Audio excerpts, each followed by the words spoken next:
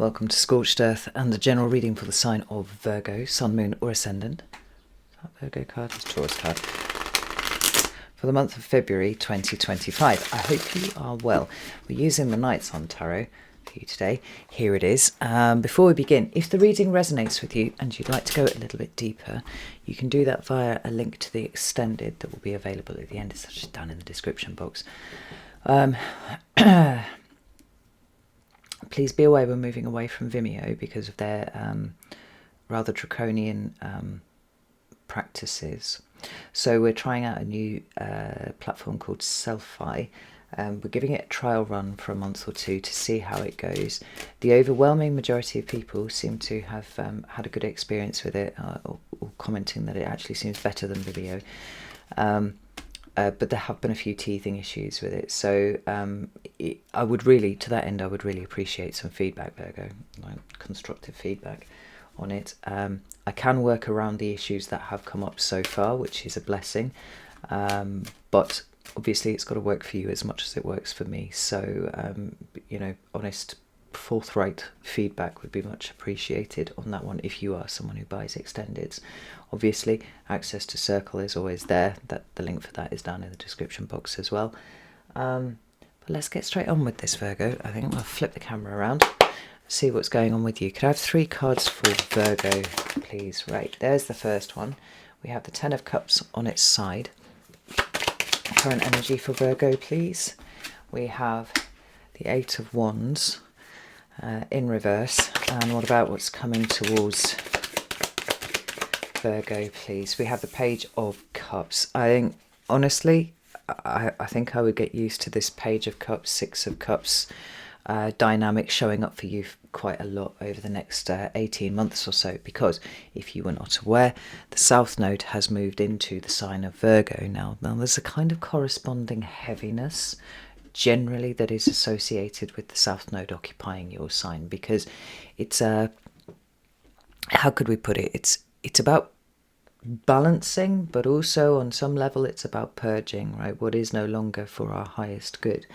In the case of Virgo, because the North Node is in Pisces, and Pisces is very much an expansive, very inclusive, very accepting kind of energy, we might expect that issues around being too detail-oriented or too perfectionist in our approach to things may be, oh, excuse me, that's my tummy, may be coming up for us, and that can be challenging. It's been challenging for everyone who has had the South Node go through this, which has been happening for eternity, right?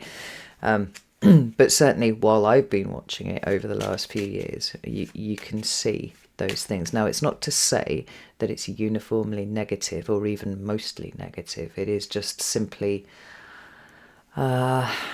a point where there's a little bit more work. And ultimately what happens when the South Node moves out of your sign again is that you have a kind of lightness that you did not have before, because we're turfing out those things that don't need to be there anymore. So to that end, the past is likely something that's probably going to keep coming up, and what we're looking for is ways to improve and correct on internal narratives that we've held around past situations, and even it's somewhat like a sloughing off of an old skin, and I think it's to be welcomed for that, for sure.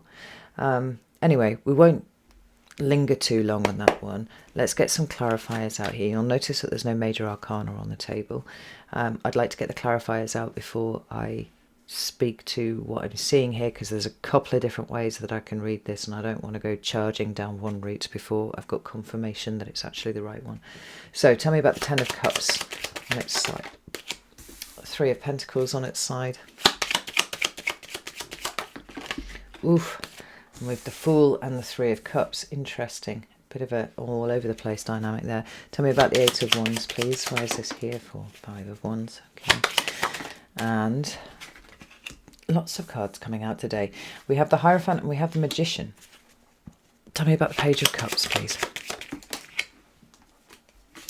5 of Pentacles and the Moon, with, believe it or not, the 6 of Cups appearing again at the bottom of the deck. So before we go any further, Let's talk about this shadow card that's appeared twice here, the Six of Cups. The Six of Cups is associated with a number of things.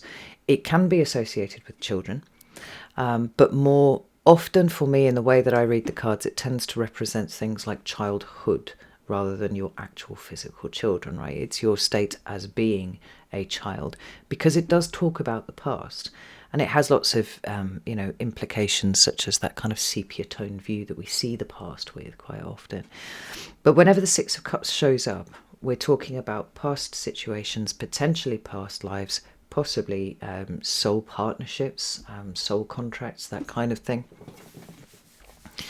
What it is saying is that we're looking at a point that isn't really right now, but that some aspect of what has happened before has a relevance to right now. Now, that could be in some sort of decision that you're trying to make, some sort of shift or movement, and there's going to be an awful lot of that this year, Virgo. So, trying to not be too rigid as far as possible is always going to be a blessing in that regard. But it could be talking about something else entirely. This could be a purely internal state, and I mean, at least as far as the moon is concerned, there is an implication that it could be, or it could be a bit of both, a bit of internal, a bit of external, because we do seem to have a few other characters kind of knocking around in your reading. So we'll start over here, and this position here, such as there is one, is the recent past. It's what's been going on for you for probably the last 6 weeks ago at the outside, I would say. But it could be as recently as this morning when you got out of bed. It's different for everyone. Right? These things sort of happen at different times. And what's interesting about this is we have a card that is speaking about the collective in some sort of way, right? We often talk about the happy family card. It's where we feel most emotionally secure and stable, which is on its side, indicating that the stability is a little bit off. But we also have another card that is talking about, more than just you, and certainly more than just you and one other over here. And this is in the upright. And what is bridging the gap between them is a sideways Three of Pentacles. And what seems to me to be being indicated here in some sort of way, and I heard this as soon as the card started coming out, was who is actually here for you, Virgo. There's the Ten of Cups is not in the reverse, so we don't have some sort of full-scale breakdown of a situation that has been hitherto relatively emotionally stable for you, or at least it's something that you've understood and engaged with. But neither is it in the upright. It's somewhat suspended in midair, possibly either turning from one state into another, or simply present but not really as active as we would like it to be. And then with the Three of Pentacles underneath that, which is a card of cooperation and collaboration, and so then by extension is talking about more than just us, this too is also on its side. And again, it's this question of who is actually for you and who is not. Who is there supporting you and who is not? I mean, the question could be, who are you prepared to support and who are you not? You'll notice, like I said, that neither of these cards are showing up in a reversed presentation saying everything's broken down and everything's fucked. But there certainly seems to have been some sort of pause here while you are in a state of contemplation about what it is that's actually going on here. Now we have the Fool and the Three of Cups at the bottom of the deck there, at the bottom of the set of cards. And with the Fool we have, it's generally a very positive card. We're talking about, new starts and a certain lightness of spirit and whatnot. But I do wonder if part of you is worrying about the fact that you may have been a little naive about something. And I don't know where this feeling is coming from, but it's really quite strong. I'm going to pull some other cards out so we can kind of dig into this a little bit more. But what comes across from all of that then is a sense of not really feeling quite as stable and secure as you would like to, particularly in the area of relationships. Now, relationships are important, and to some extent or another, we could actually say they are probably the most important thing that there is, on account of the fact that the people around us reflect some aspect of us back to us. The people around us show us what we are a match for, and you feel you're starting to me to feel a little bit cut loose. Now, whether you're doing the cutting or whether it's some sort of increased awareness that is having you looking around going, God, am I really a match for these people? I'm not sure I'm comfortable with that. Or whether, other people are demonstrating some sort of behaviour that is making you question whether they are there for you or not. I'm not entirely sure, but it could be any of the above. It could be all of the above. Frankly, I'm going to take it as it resonates to you. Let's have a look.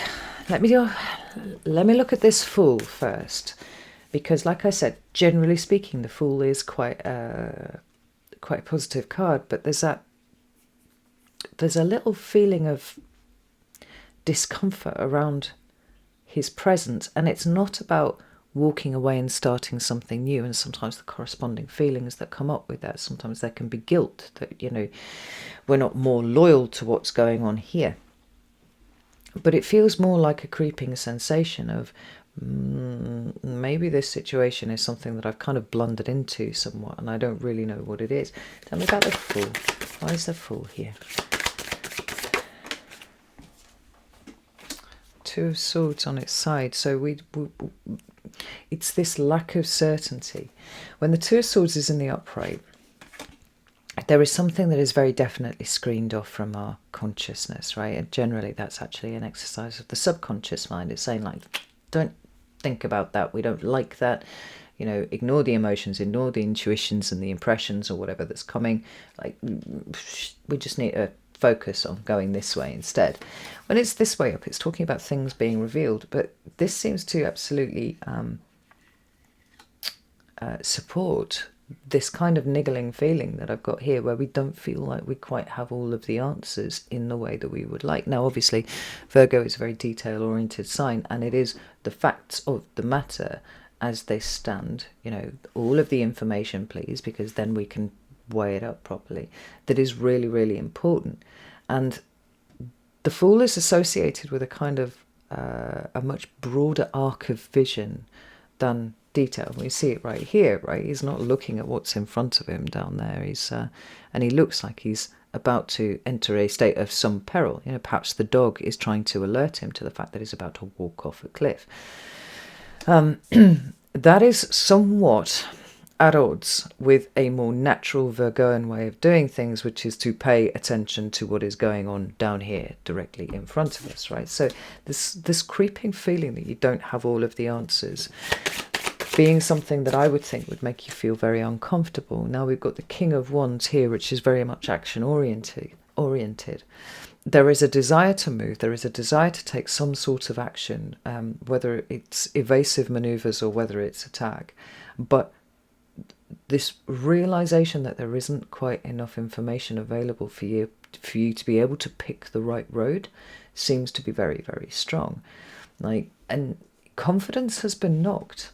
Now, whether this is family, whether this is a friendship group, whether it's the community that you live in, something's feeling off to you, Virgo.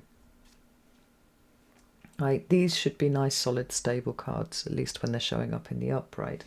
And we've got, a certain, we've got upright Three of Cups there, which on the surface looks like it's good, right? We've got emotional support, we've got people who are on our level surrounded by us. But this Fool for you feels, I've got a kind of like sinking feeling in my stomach, and I don't really know why that is. Now, I mean, obviously don't shoehorn what is going on here to fit your life, but if there is something that and it's right down here, it's right there, just a little kind of grumble of, I don't really like this very much, I don't really know where this is going, and I don't really know how to move forwards, then I'm likely talking to you, particularly if that feeling seems to have come with it, associated with a feeling of, have I been incredibly naive here? Have I kind of walked into something? Am I about to walk into something that is not long term that good for me? So When we move into your current energy, we have the Five of Wands. And if you recall, I said there were a couple of different ways that we could interpret that energy there. And I wanted to see which way the wind was kind of turning on that one before I launched into one of the interpretations, right? Because we have both, I actually see three different interpretations for this.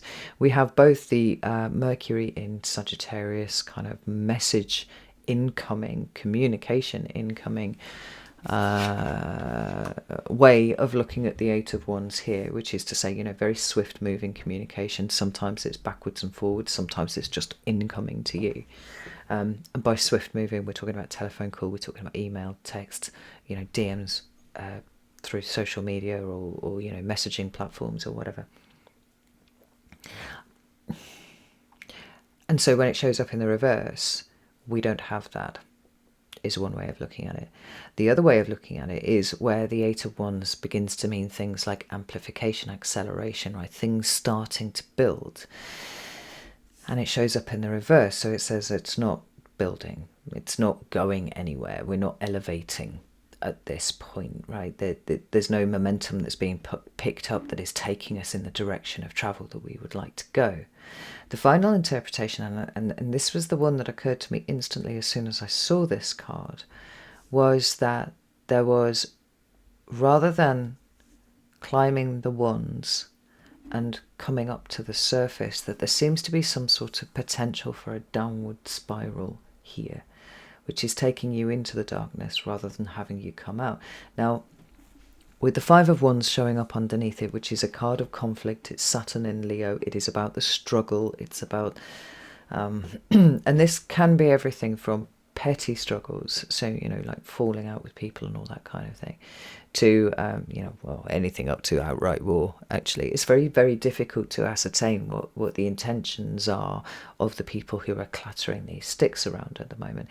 But it can, more importantly, talk to a certain state of internal conflict, which can be entirely fucking crippling when we experience it. You know, certainly we could expect to have some sort of loss of perspective, but this, you feel, to me, Virgo, like you've been knocked off a point of stability, like you don't trust something now, on account of the fact that you feel like you trusted it a little too much before. And whilst you don't necessarily have the evidence yet that you're looking for, you certainly don't have all of the information that you're looking for. This Five of Wands is creating a conflict within you about what is the next route forwards. Right? You know, even the Hierophant and the Magician here, which are, you know, they're good cards. We've got Taurus and Gemini, Virgo, respectively. So you know, the conflict could be between, you know, maintaining a Taurian Hierophant position, which is to say fairly rigid, fairly immovable, very, very slow to adapt and change, right? We're talking about the status quo, whatever the status quo may be, kind of staying where we are, versus trying to put our energies instead into manifesting something that feels much more in alignment with us. Now, I think that these cards require also additional, let's have a look, Five of Wands, right? So we've got the Two of Wands there, and that kind of makes sense because you do feel to me like you're sort of perched on the precipice of needing to make a decision, or even needing to think about as the word just vanished.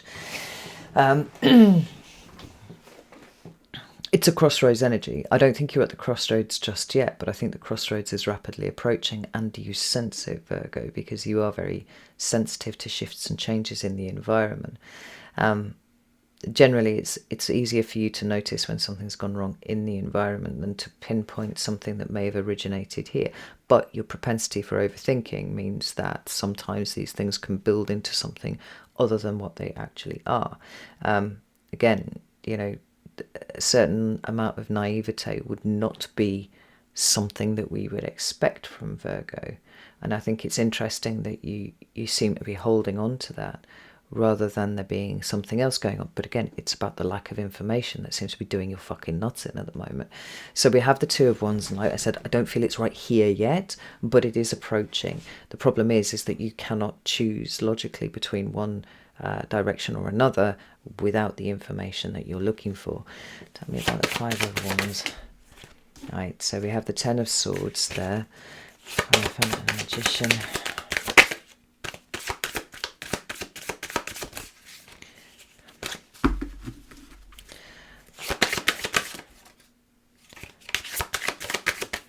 It's really funny, like there's some cards that are sort of sliding a little bit, but they're refusing to jump out, and it's almost like there are different aspects of information that you could have or that you do want that just aren't quite getting there to you yet. Six of Cups. This is very interesting. We now have 3 for 3. 3 Six of Cups coming out of 3 decks of cards. I mean, this is really pushing the idea that there is something about your past here that is kind of coming up for you to look at. And it doesn't mean that it's a situation that you dealt with in the past that is coming back to, come and knock on your front door. It's not like an ex turning up or, an estranged family member or something like that. It feels to be centered much more around what it is. What internal narrative are you working to at the moment that seems to be stymieing any future movement, right? Perhaps it is that your need for information came from never having any of it when you were a kid, right? And just that safety that information offered to you being withheld from you when you were a kid. I mean, it could be quite the opposite. It could be that you were used to knowing everything, even things that frankly weren't age appropriate. Shit you just shouldn't have been worrying about, like, how your parents were going to pay the bills and all that kind of thing, that you found yourself kind of drawn into at a very early age. So then we start this process of, well, I need to have all of the information because I need to know in any given situation whether I am actually safe or whether I am unsafe. And the only way that I can do that is by way of information. It's interesting how the Fool would then kind of, in that particular example, would prove to be even more relevant, because if you're just kind of ditzying around and being a kid, and let's face it, it's great being a kid, but we have no appreciation of it at all until we're way, way, way past that. And then suddenly from nowhere, you find yourself ambushed by information that shows you that your carefree existence actually is not as secure as you thought it was.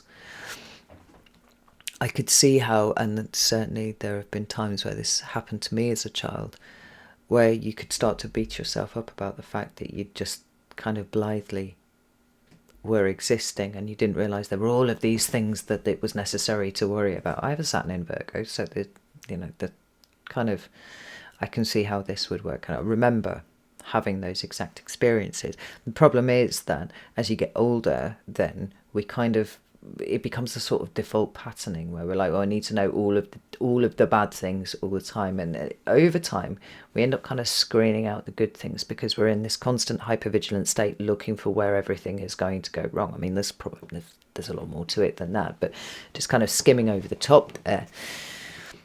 Ten of Swords, not a comfortable card, Virgo. The thing is, with it showing up here, we're really not talking about what is going on right now, and I think it's very important to underline that for you. Now, the fact that the Six of Cups has come out immediately after is saying this is an old wound, this is an old betrayal, this is an old ambush, if you will, that has seemingly had some sort of effect on the way that your mind works. And maybe it's because this is the first full month where the South Node is in your sign, but the universe seems to be trying to bring it up for your attention because it needs to be released. Now, in normal times, this is where I started going at the beginning of the reading, and then I kind of veered off, right? In normal times, we've got that kind of balancing act that's going on between the North Node and the South Node. And we have a kind of straightforward 18-month period, more or less, where we're kind of trying to move towards one side and we're trying to balance up what's going on over here, right? And we're trying to lift ourselves, we're trying to elevate ourselves through the lessons of each of the signs of the zodiac, which are, at play on us during this nodal rotation. The thing is, Virgo, we're not in normal times. And I cannot help but feel like everything is being accelerated. And to that degree, and this is possibly where that more Piscean skill of being very broad brush with, the way that we see things will probably come to bear. Because I think when you're living through history, as we are right now, and things are changing daily, it is very difficult to be able to drill down to the nuts and bolts of what everything means. Actually, to be fair, we've really seen this happen over the course of the last 4 or 5 years, right? Since stuff started happening on a global scale. I'm sure you understand what I mean. And so I'm wondering if bearing in mind that the insanity starts, the dark carnival, as Austin Coppock referred to it, which I think is a great way of describing 2025, it really starts proper right at the beginning of March, which is making me feel like what's playing out for you here is an opportunity to at least find a way to remove one particular narrative, one particular story from your mind that is stopping you from being a little, as fluid as is going to be required for you to get through the rest of 2025. I think when Jupiter moved into Gemini, I found it absolutely stunning. Up until the middle of 2024, I had literally never got to a point where it was kind of information overload on things.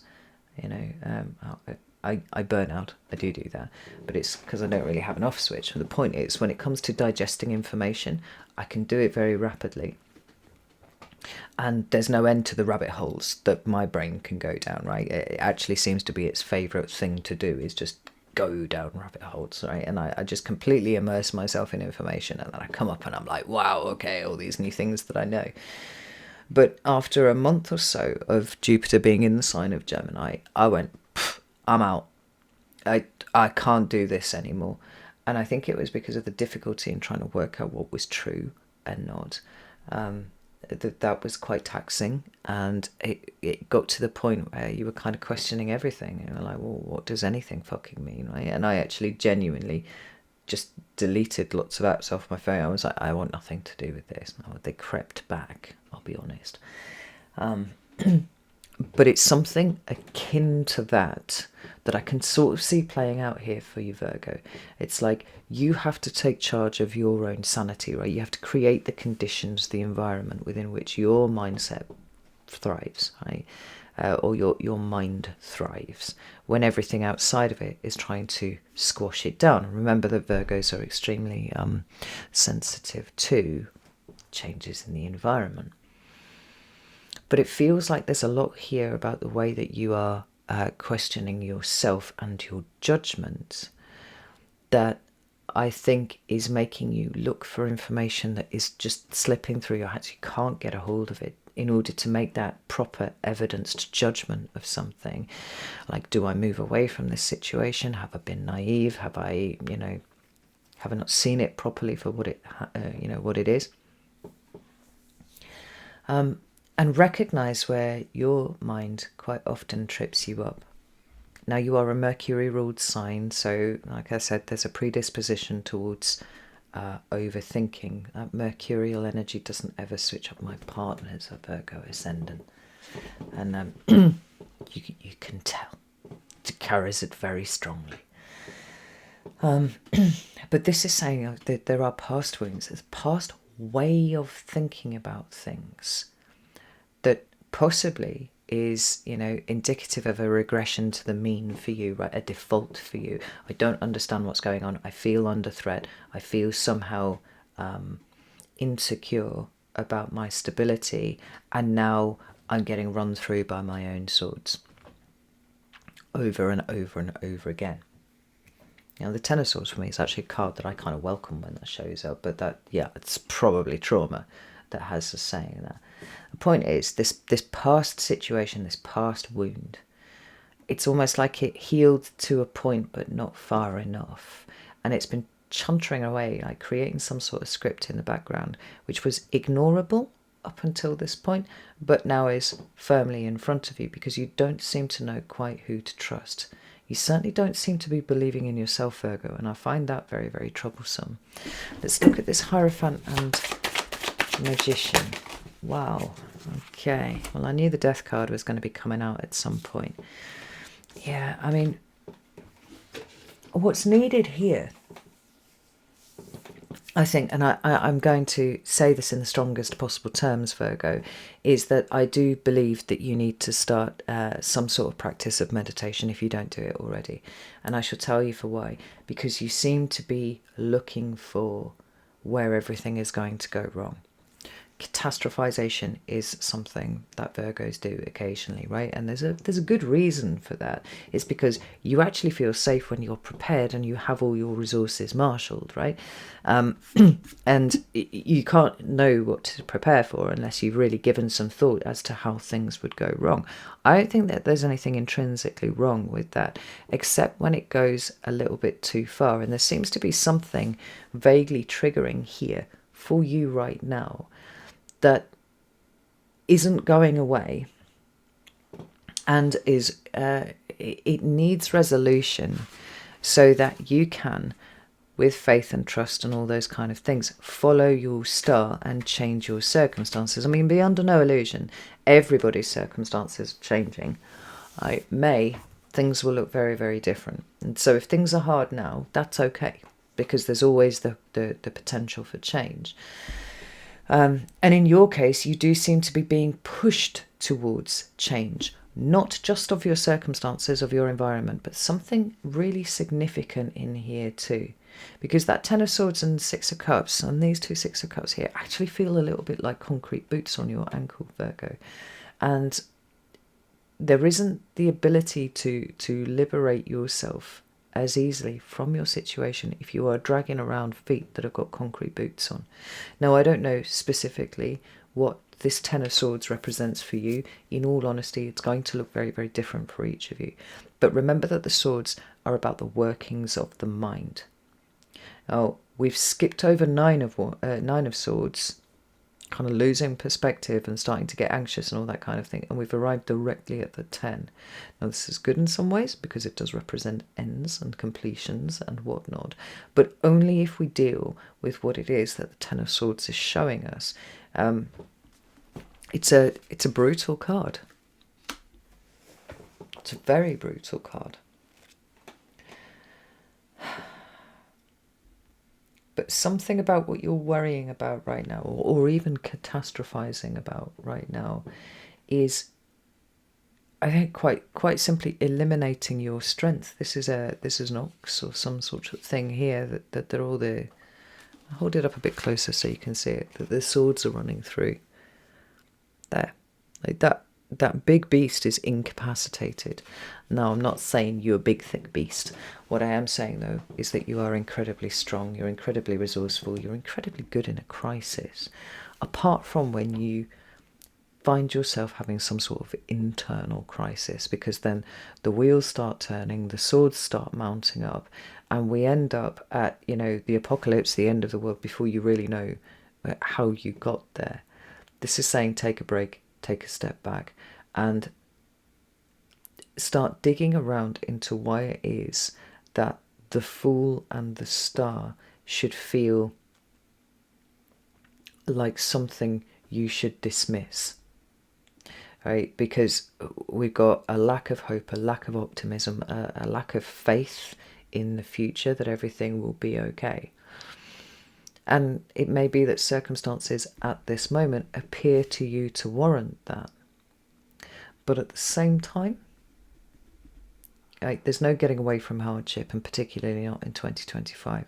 So how can you amend what is going on up here so that you can be more comfortable where you are, engaging in an active, positive transformation? To align yourself with the energy of the Fool in a much more positive way, and the energy of the Star in a much more positive way. When we come into February, we've got the Page of Cups here.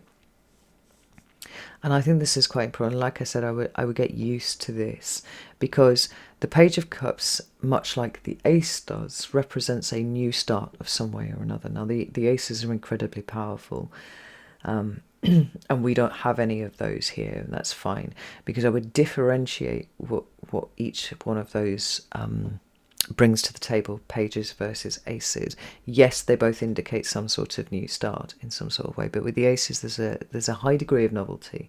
We're talking about something that has not been experienced or thought before or felt before or actioned before. We've got a whole new tapping into essentially limitless potential that is available when the aces come along. The pages are different because the pages are minor arcana. And they're not seats like the aces are. For me, the pages either take something that already exists and they start to move it off in a different direction, or it is, which is to say, your emotional state here. Right, let's be clear, because it's the Page of Cups. How can you experience your emotions differently? How can you see the world differently when the emotions that underpin your sensory representation of reality are adjusted to take in different kinds of information than what you are training yourself to try and look for here? Because the pages take something you already have and they move it in a different direction, or they shape you and make you experience things differently. But the important point is it's something you've already got. Now with the Page of Cups and this Six of Cups trifecta coming out with the Ten of Swords, the Moon on its side and the Five of Pentacles on its side is sufficient for me to say I don't think that you're seeing the whole picture. Now you might come back and say, Carrie, well, that was the whole fucking point. I don't have enough information to be able to see the whole picture. But I would say that the issue seems to be rooted in the emotions rather than the actuality outside of you. We don't see the Five of Pentacles upright, right? And that talks about poverty, loss, abject penury, being left out of things. Certainly relevant if we're talking about relationships and whatnot. But neither do we see a stabilisation of that. Now I should just say this represents loss and all those things that I spoke about, or a fear of those. Right? It's a very unstable card. The energy is moving around a lot with this. This is stabilising that. What we've got is the potential for it. We've got it present, but not really seen or being acted on in some sort of way that is meaningful. Now, additionally, we also have the Moon, and this becomes a little bit more complex because the Moon talks to me about the subconscious and the workings of the subconscious, and I think it's very clear that there's some sort of issue that's being highlighted here for you, in the hope that it becomes resolved and you can move forwards in a much more peaceful way. Perhaps not needing all the details in the same way that you have been up until now. But the Moon also talks about things that are hidden. It talks about secrets. It talks about things that are in some way concealed. Sometimes they might be hiding in plain sight, but we cannot see them clearly because the light of the Moon is insufficient to light these things up. And when the Moon shows up in the reverse, we're talking about things being revealed. We're talking about illumination occurring. And again, you don't have that. You have it on its side. It seems like there's something quite surreal about the way that you are perceiving what you have versus what you don't have, what you could lose versus what you could gain, what you could lose versus what you have lost already. I would say, with the Six of Cups appearing 3 times as it has, is that what is in front of you, both now and for the rest of this month, is not what you think it is. Now, it isn't entirely obscured, but neither is it entirely revealed. And I think the issue here for you is the fact that it is not an external consideration. It's all about what's going on in here. And the heart seems to be responding to something, or let's say rather reacting to something that may or may not actually be a problem. Now, the question for you is, how are you supposed to manifest the good things for yourself if you don't have a proper handle on what is actually in front of you right now? You don't really know what you have to work with. You don't really know what you're battling against. Maybe, you know, the whole foundation of you is something that you are questioning right now with that Hierophant down there. Or certainly the whole structure of any particular, or the density and stability of any structure that you may have in your life, whether it's a business or you know, some sort of community stuff that you're involved in, you know, even within your marriage, actually, because let's be honest, like the Hierophant can speak to that. But we've got stasis versus movement with between the Hierophant and the Magician, and you really are a magician. But it seems like things are kind of coming up from the past, and certainly seem to be climbing up here to make you doubt yourself. Now, if there's any kind of doubt at all, you can guarantee that that's going to be interfering with whatever wonderful thing you're trying to create. The problem is not what is in front of you. The problem is actually the way that you are responding to what is in front of you, and that seems to be being informed by some sort of past pain, Virgo. Whew. So, I'm going to leave it there and I'm going to go over to the extended. You're very welcome to join me if you would like to. We're going to pull all of this apart a little bit more and go a bit more deeply into it. So you can join me over on Selfie. Link is in the description box. You can join me on Circle. I'll be delighted to see you in either place. But I really do think that like we're in the last month where normal is something we can still pretend at. Like from next month it changes dramatically, and that's why I think whatever is flagging up here for you, Virgo, it's really important that you spend the time this month working on it, because there won't be a lot of space for thinking or anything like that in the next few months. I think everybody's going to be quite reactive, and we want to make sure that whatever we're reacting to is actually what is in front of us and not some sort of past wound, you know? So, like I said, I'm going to leave it there. Where's my pen? Know that I love you all very, very much, and I'll see you soon.